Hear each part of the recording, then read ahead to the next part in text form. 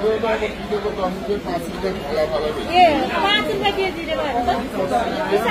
किसानले यहाँ कलरमा आउँदैन 5 रुपियाँ केजी 10 रुपियाँ केजी भनेपछि त्यो किसानले त कति पाउँछ होला एक किलोले 2 रुपियाँ किसानले दुःख गरेर करेला त चाहियो पठाउनु भएको तरकारी 2 रुपियाँ 1 रुपियाँमा हेर्नु यहाँ यसरी त्यही भने अहिले त दिउँसो 10 रुपियाँ केजी कस्तो मर्का होला भन्नु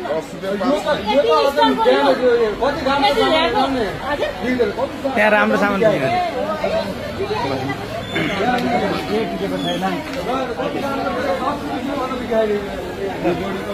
केही भावै छैन यस्तो राम्रो छ सामान यस्तो राम्रो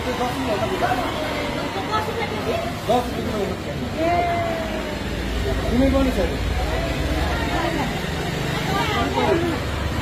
बजारमा कुनै पनि भाउ पुगेन खुल्ला होइन किनेर हो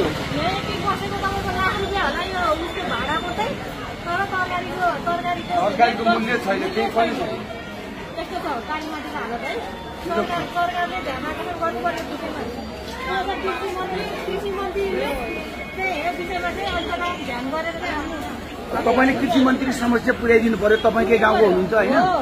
हो हाम्रो गाउँको हुन्छ नाम भन्नुहुन्छ कृषि मन्त्रीको रामनाथ अधिकारी हुनुहुन्छ मलाई नाम पनि थाहा छैन रामनाथ अधिकारी थियो ल है यस्तो राम्रो काम गरेर चाहिँ नाम अलिअलि थाहा छ हामी काम